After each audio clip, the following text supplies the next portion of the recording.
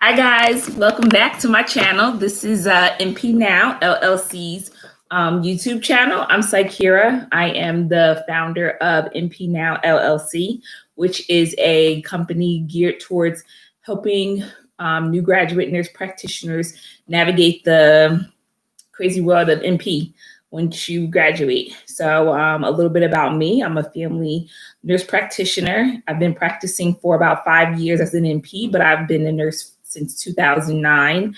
My background is ER, urgent care.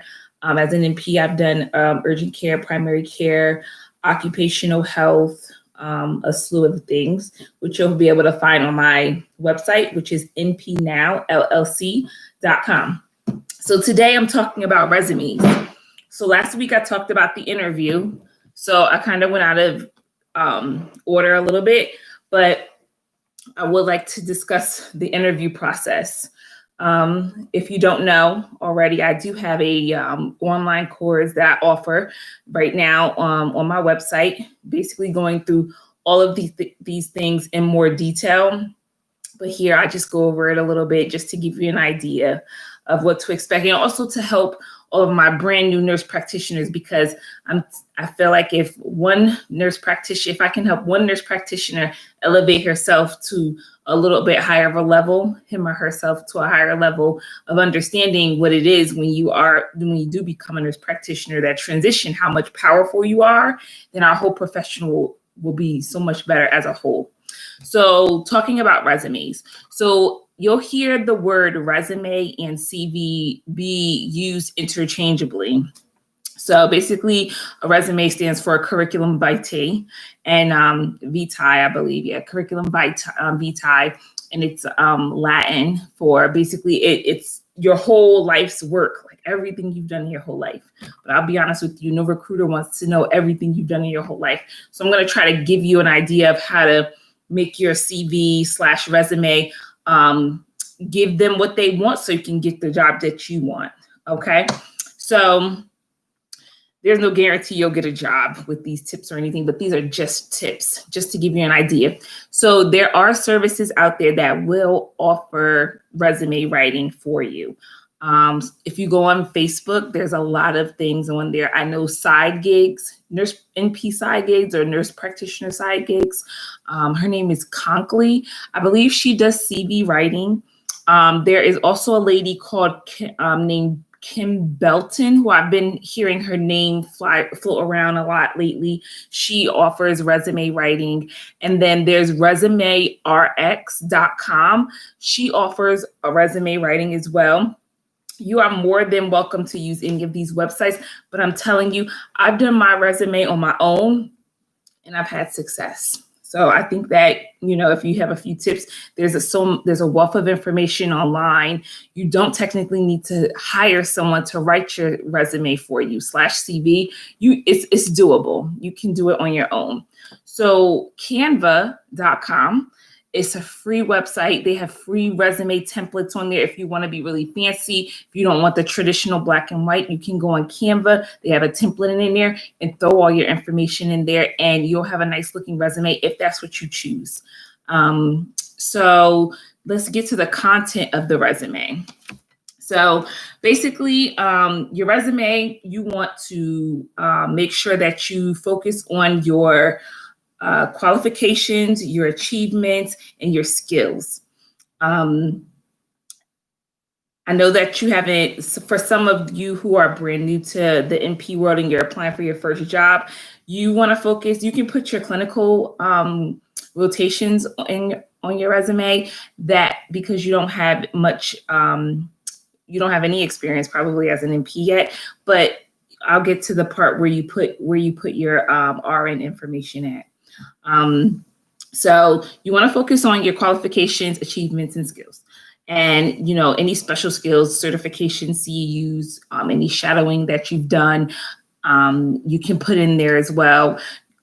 It depends on what job that you're applying to.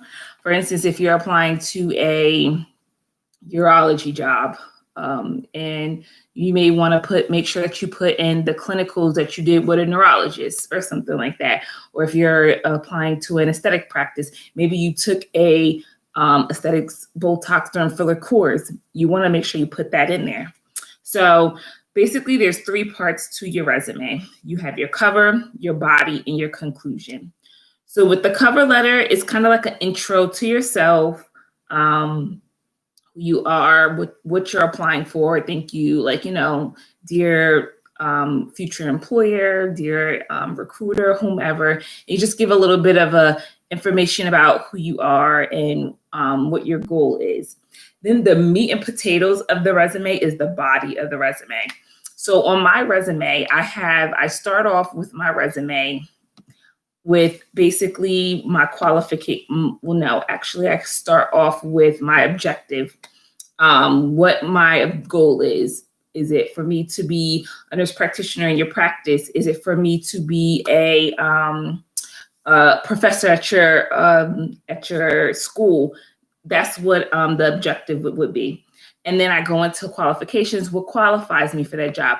Now, I will say one of the things that you can do to kind of tweak this a little bit is to change the wording, add an information that caters to that job. So if you're applying for multiple positions, you might want to have a couple of different resumes, or every time you apply for the position, right before you submit your resume, tweak it a little bit to fit that job. And then, so that would be like the intro. Then you have the body of your resume. This is basically what you have learned in your career and what your employer can expect for you to bring to the table. So this is like your certifications that you have, your work history, any schooling, all of your schooling that you have. So after the objective, I have my qualifications, and then I have my education and my background, where I went to school at. Just as a side note, you don't have to put dates in there. So if you're an older NP and you're worried about being dated or aged or something like that, you don't have to necessarily put dates in there, but you have a degree to show that you have this, qualification or a degree or whatever, you have that paper. That's all they really need. So if you're concerned about dates, you don't have to put dates in there so much. And then after my schooling education, I have all my certificates and licensures. And then after that, I have my work history.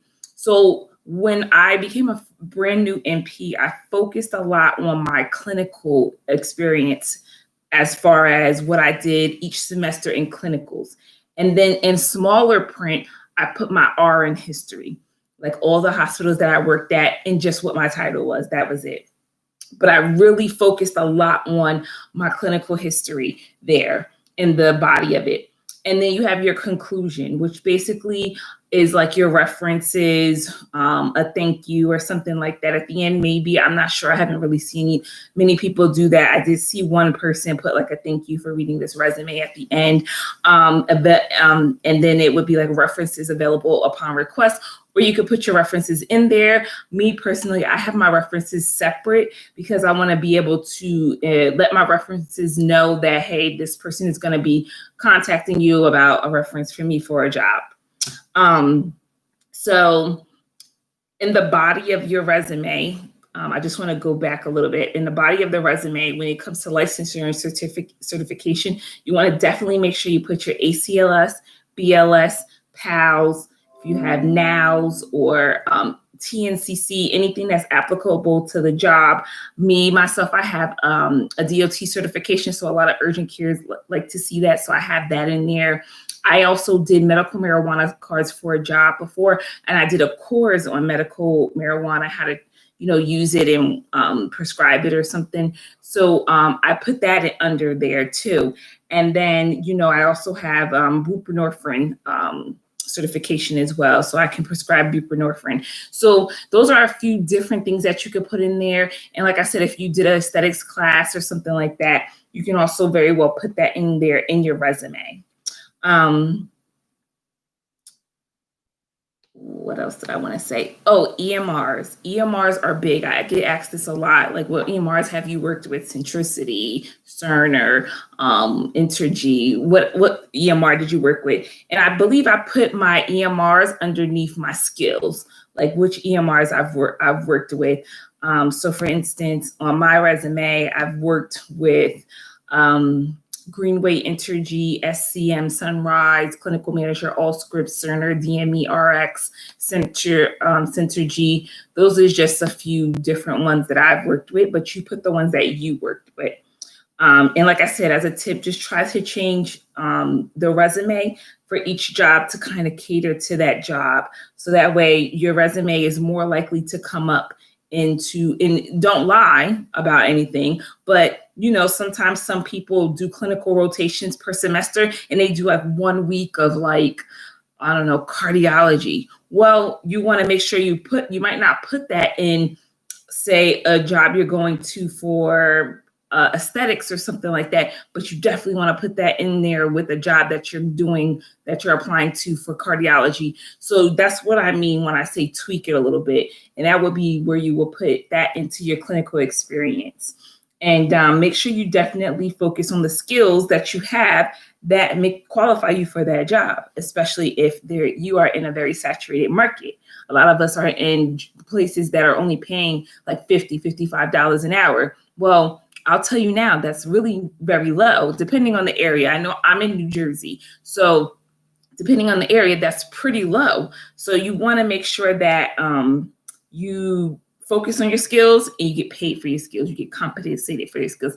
Because like I say, every video, you are revenue generating providers, meaning you bring money in. You are no longer a staff nurse working on the floor, just being paid by a hospital a flat rate. You have leverage. So make sure you flex that leverage and you have prescription authority. A lot of people don't have prescription authority. Very few people can write prescriptions. Nurse practitioners, PAs, NPs, and a few other people besides that. So you have a very, very special set of skills. And so if you look on Canva, there are options to put a picture if you want to. You can also put your LinkedIn page, a link to your LinkedIn page on your resume as well. I've seen some people do that. Those are new things that people are starting to do. And, I just want to say, when you're writing your resume, it's totally doable on your own. You don't have to pay somebody to do it. It's totally doable on your own. I've never paid anyone to do my resume, and I've been successful with what I've done.